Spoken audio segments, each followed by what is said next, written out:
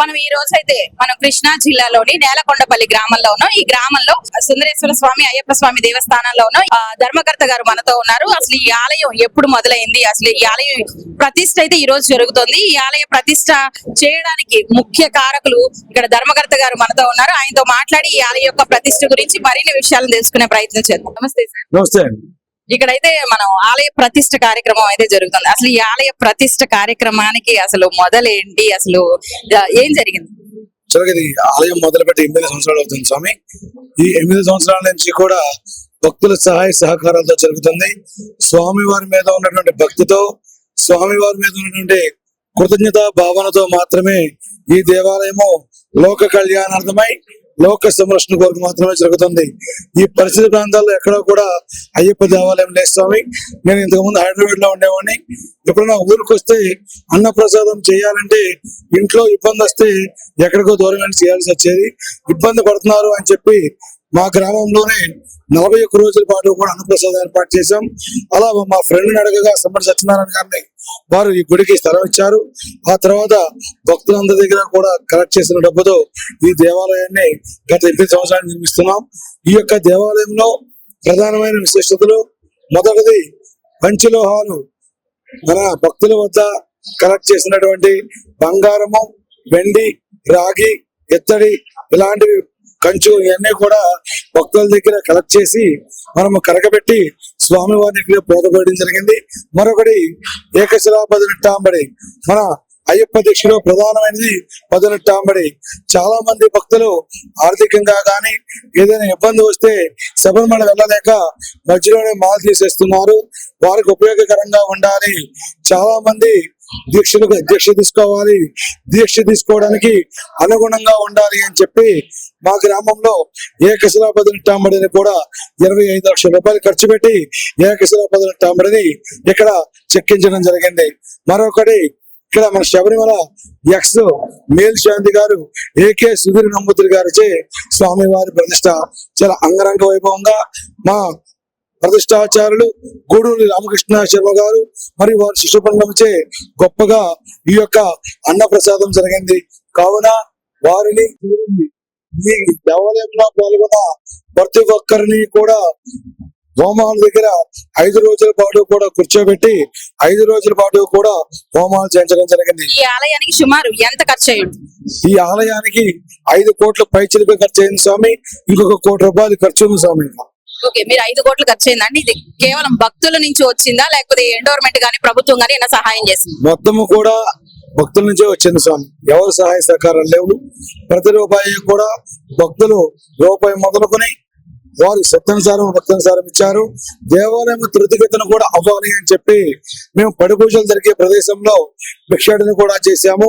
ఆ భిక్షాటన చేసిన కాడి నుంచి దేవాలయం అనేది చాలా త్వరితగతిన పూర్తయింది స్వామి.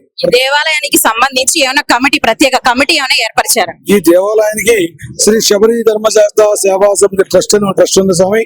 ఈ ట్రస్ట్ లో 9 మంది మెంబర్స్ ఉన్నాము. ఆ 9 మంది మెంబర్స్ అంగీకారంతోనే ఇక్కడ ఏ కార్యక్రమం జరుగుతుంది స్వామి. అయ్యప్ప స్వామి దేవాలయంతో పాటు కింద చిన్న చిన్న దేవాలయాలు కూడా ఉన్నాయి. ఆ దేవాలయాల గురించి చెప్పగలరా? గణపతి, సుబ్రహ్మణ్యేశ్వర, మాలికాపురత్తమ్మ, కామాక్షి అమ్మవారి ఆలయం, శివాలయం, యాగశిల, నవగ్రహ మండపం, శివధ్వజం ఇవన్నీ కూడా అయ్యప్ప గుడి అంటే కేవలం భక్తులు సీజన్ లోనే వస్తారు. గుడి అవ్వాలంటే ప్రతి దేవాలయం ఉండాలి.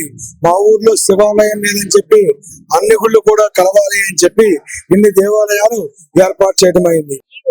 ఓన్లీ అయ్యప్ప స్వామి దేవాలయాన్ని మీరు ఇంత అంగరంగ వైభవంగా అయితే నిర్వహించడం జరుగుతుంది. ఇక్కడ చుట్టూ కూడా మీరు చెప్పారు దేవాలయాలు కూడా నిర్మించారు.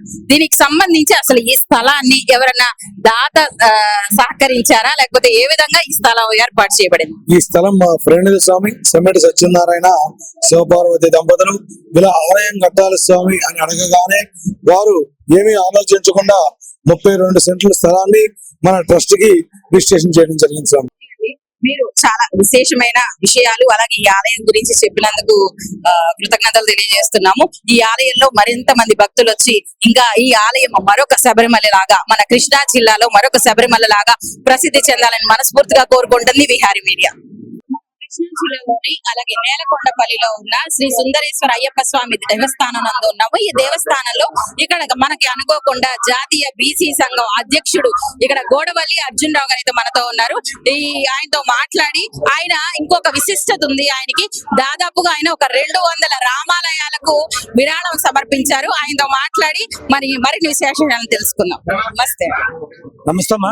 సార్, మీ గురించి మాకు తెలుసు, ఎందుకంటే దాదాపు 200 దేవాలయాలకి రామాలయాలకి మీరు కొంత విరాళాలు ఇచ్చున్నారని మేము విన్నాము. అయితే అసలు దాని గురించి మీరు ఇక్కడ కనిపించడం నిజంగా ఈ టైంలో మాకు మంచిగా కనిపించారు. సరే, మీరు ఈ దేవాలయానికి వచ్చారు. ఈ దేవాలయం మీకు అసలు ఎలా అనిపిస్తోంది? దర్శనం చేసుకున్నారా? ఈ దేవాలయం చాలా మహా అద్భుతంగా ఉందమ్మా. ముందుగా ఈ దేవాలయం నిర్మాణం చేయించిన కమిటీ వారికి, ఈ దేవాలయం కోసం కష్టపడ్డ ప్రతి ఒక్కరికి తెలియజేస్తున్నాను. ఎందుకంటే అయ్యప్ప స్వామి దేవాలయం మన ఏరియాలో నాకు తెలిసి చాలా తక్కువ ఉన్నాయి. ఇక్కడ చూస్తుంటే నేను శబరిమల ఒక్కసారి లేను, అలాంటి వైభవం ఇక్కడ కనిపిస్తుంది. ఈ కార్యక్రమానికి హాజరవడం నాకు చాలా అదృష్టంగా భావిస్తున్నాను. ఇప్పుడు మీరైతే ఒక 200 దేవాలయానికి వరకు విరాళం ఇచ్చారు. అసలు మీకు ఆ 200 దేవాలయాలకి అసలు ఎప్పటి నుంచి ఇస్తున్నారు? అసలు ఎందుకు అలా ఇవ్వాలని అనిపిస్తోంది? మేము 200 రామాలయాలకి విరాళాలు ఇస్తున్నామన్న సంగతి వాస్తవం. 2006లో మాది సూరదాయపేట, కృష్ణా జిల్లా గూడూరు మండలం మా స్వగ్రామం. ఒక చిన్న పల్లెటూరు మాది. అక్కడ మాది శిథిలమైపోతున్న దేవాలయంలో దాన్ని రిమూవ్ చేసి నూతనంగా రామాలయం గ్రామస్తులు మరియు మా ఊరి నుంచి పుట్టి వెళ్ళే ఇతర గ్రామాలకు వెళ్ళిన ఆడపడుచులు అందరూ సహకారం తీసుకుని రామాలయ నిర్మాణం 2006లో చేయడం జరిగింది. అందరి సహకారంతో జరిపించాం. అప్పటి నుండి